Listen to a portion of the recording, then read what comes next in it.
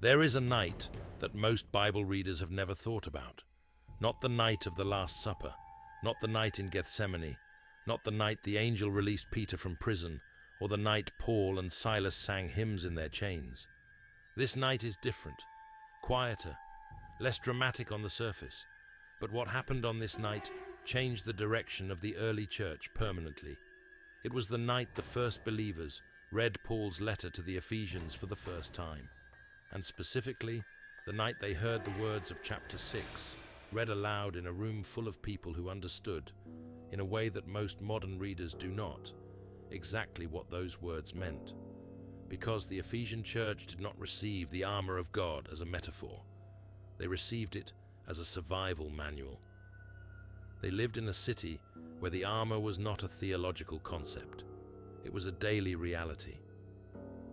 A Roman soldier stood on every major street corner. The equipment Paul described was not imagery pulled from ancient literature. It was the uniform of the men who could arrest them, beat them, imprison them, or kill them on the orders of an emperor who considered their faith a threat to the stability of the empire. And into that context, Paul sent a letter that took the most terrifying symbol of earthly power, the Roman soldier in full military gear, and reframed it entirely.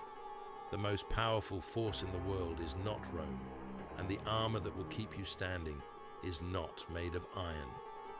This is the story of 7 things that happened to those believers the night they first heard those words.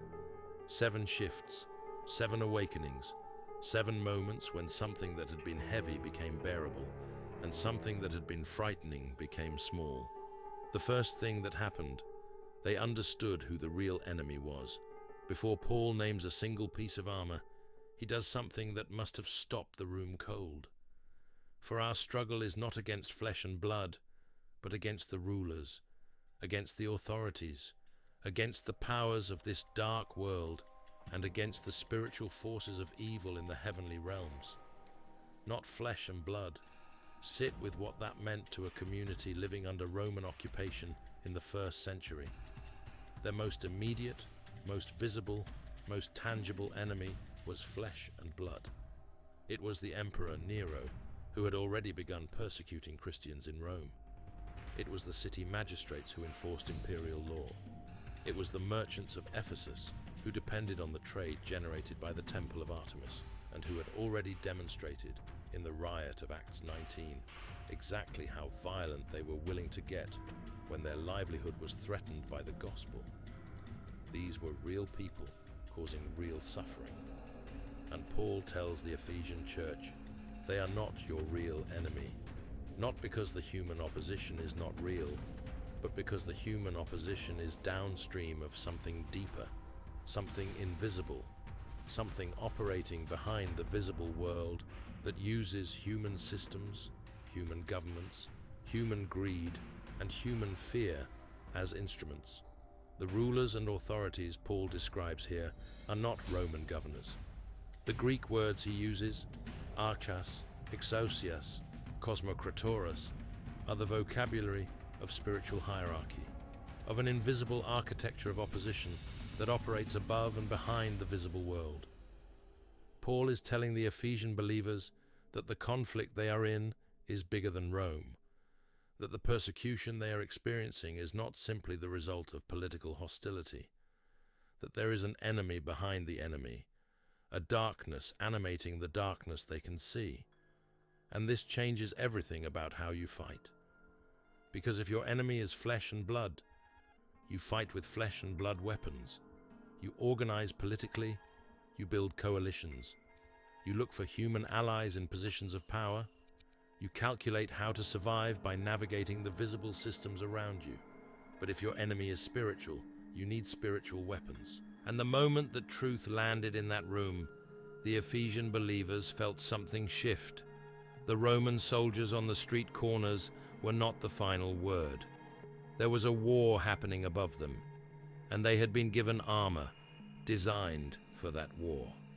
The second thing that happened, the word stand became an act of defiance. When Paul's letter was read aloud and the listeners heard the word stand, they did not hear passivity, they heard resistance. in a city under military occupation, in a community that had already faced riots and imprisonment and economic pressure designed to force them back into the religious systems of the empire. The act of simply remaining where they were was an act of profound defiance. The empire wanted them to move, to conform, to return to the temples, to participate in the emperor cult, to blend back into the religious and social fabric of Ephesian life, as if they had never encountered a risen Messiah. Every pressure of the first century was designed to make them give back the ground they had claimed. And Paul says, "Stand, do not retreat, do not surrender the territory, do not give back what has been purchased at such enormous cost, after you have done everything, to stand." The early church understood something about this word that most modern readers miss, because most modern readers do not live under the kind of pressure the Ephesian believers lived under. Standing, in that context, was not the absence of action. It was the most costly action available. It meant staying Christian, when staying Christian meant economic exclusion. The trade guilds of Ephesus were tied to the worship of Artemis. If you refused to participate in the religious rituals, you could lose your livelihood. It meant staying Christian, when staying Christian meant social isolation. The dinner parties, the festivals, the community events of Ephesian life were woven through with idol worship. Opting out meant opting out of society. It meant staying Christian when staying Christian meant physical danger. The riot of Acts 19 had already shown what the city was capable of when it felt that its religious economy was threatened. To stand in that environment cost something real. And the believers in that room heard Paul tell them that standing was not just survival. It was warfare. It was the primary act of resistance available to them. And something in that reframe gave them something they had been running low on: courage. The third thing that happened, the Roman soldier stopped being terrifying. Paul makes a choice in Ephesians 6 that was either extremely bold or exactly right. Probably both.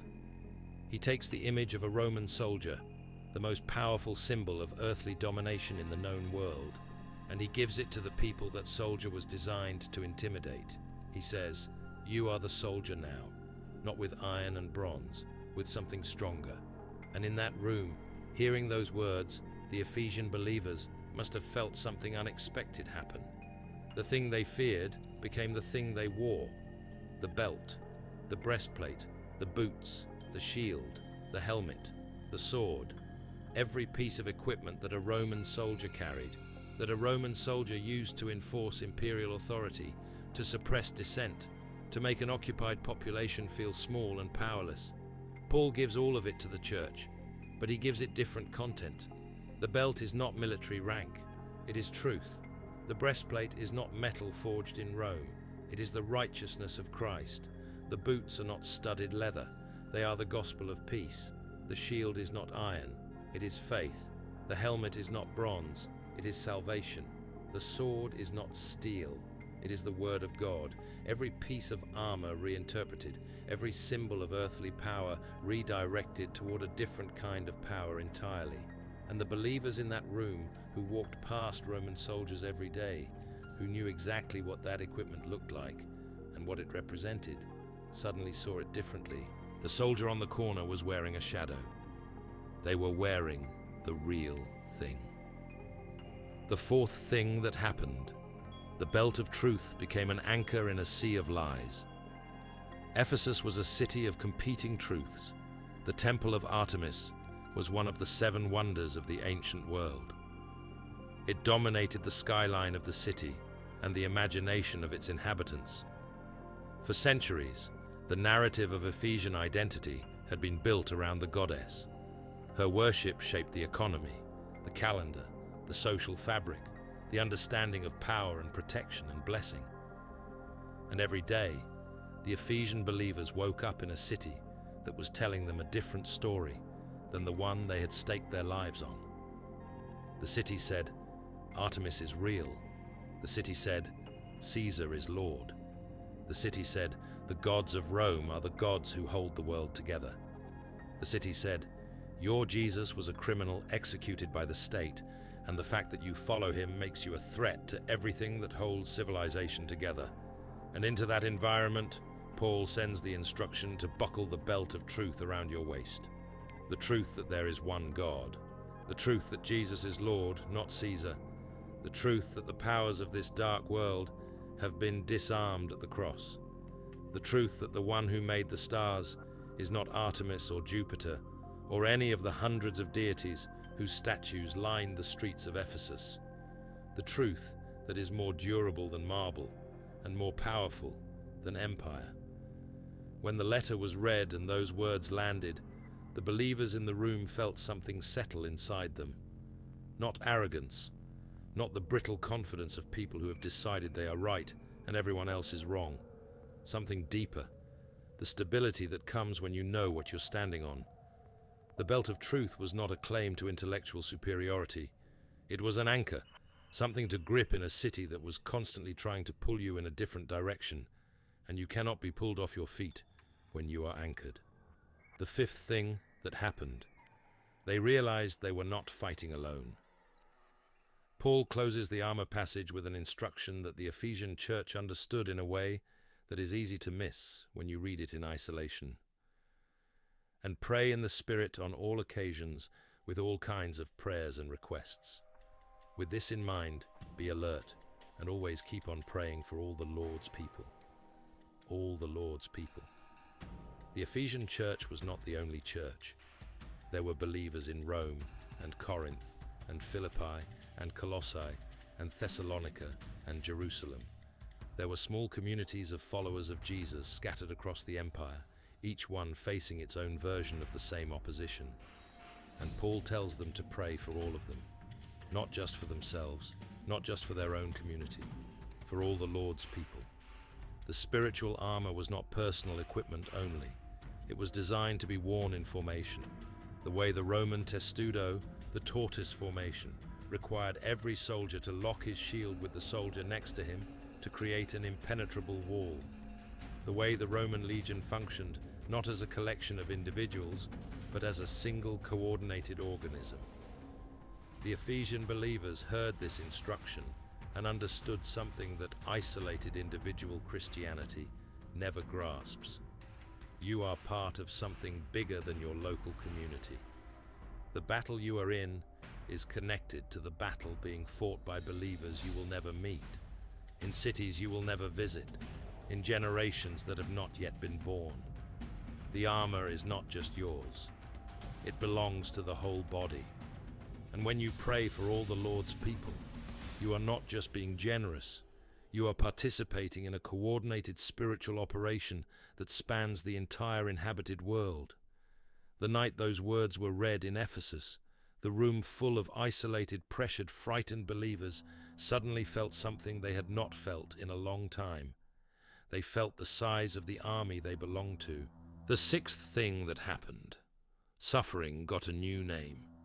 One of the most quietly devastating experiences of early Christian life was the feeling that suffering meant something had gone wrong. That if the gospel was true, if Jesus really had risen, if the Spirit really was living inside them, then the persecution and the poverty and the social exclusion and the fear should not be happening.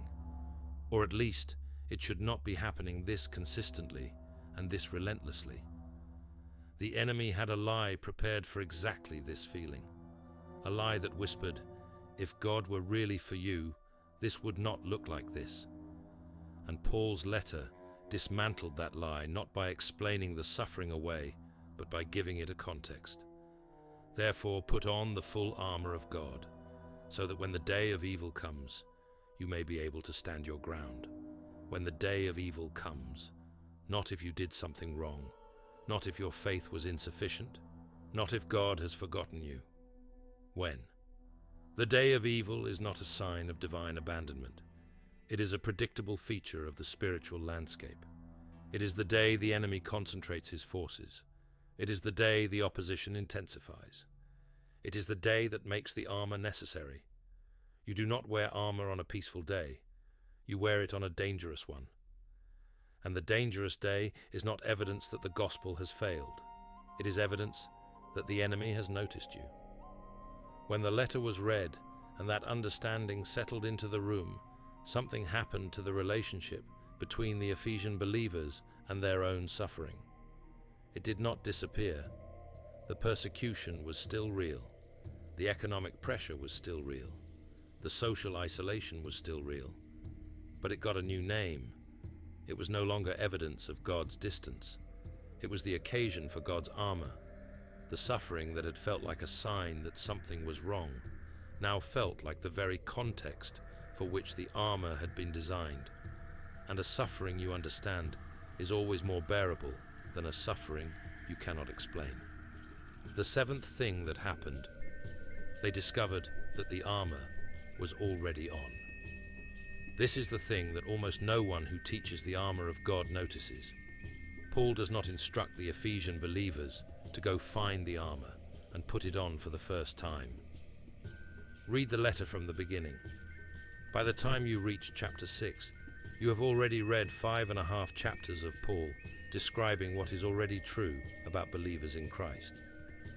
You have already been blessed with every spiritual blessing in the heavenly realms, already chosen before the foundation of the world, already adopted as sons and daughters, already redeemed through his blood, already sealed with the Holy Spirit. You are already seated with Christ in the heavenly realms. Already. The armor of chapter 6 is not something you acquire through spiritual effort. It is something you put on because it was given to you at the moment of your conversion. The righteousness covering your heart is not something you earn. It is the righteousness of Christ given to you freely, wrapped around you the moment you trusted him. The salvation protecting your mind is not something you maintain through consistent performance. It is the settled, accomplished, completed work of God in your life. The truth holding everything together is not a doctrine you have to figure out. It has already been revealed. It is already in your hands. The shield of faith was given to you as a gift. Even the faith to believe was not generated by your own will. Paul says earlier in the letter that even faith is not from yourselves, it is the gift of God. When the early church heard the armor of God passage and understood this, something happened in that room that is almost impossible to describe. The armor they had been afraid they did not have enough of. The faith they feared was too weak. The truth they worried they did not understand well enough. The righteousness they were certain they had not earned was already on them. It had been on them since the moment they believed. The instruction to put on the full armor of God was not an instruction to go and get something they were missing. It was an instruction to become aware of what they were already wearing, to stop fighting naked when God had already dressed them for war, to stop feeling exposed when they were already covered, to stop feeling alone when the Spirit of God was already living inside them, already interceding for them, already holding them in the grip of a love that nothing in all creation could break. 7 things happened in that room on the night the early church first heard the armor of God. They understood who the real enemy was. They discovered that standing was an act of defiance. They stopped being terrified of the symbol of earthly power. They found an anchor in a city of competing lies. They realized they were part of an army larger than they could see. They gave their suffering a new name. And they discovered that the armor was already on. These were not 7 abstract theological conclusions. They were 7 lived experiences. 7 moments when the weight of first-century Christian life became not lighter exactly, but more bearable, more oriented, more connected to something larger and more durable than the pressure pressing in from every direction. The Empire of Rome lasted another 400 years after Paul wrote this letter. And then it fell.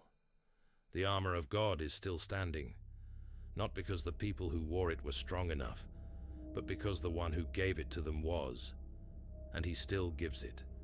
To every believer in every generation who wakes up on the day of evil and discovers, to their astonishment, that they are still on their feet, not because they held on hard enough, because the armor held.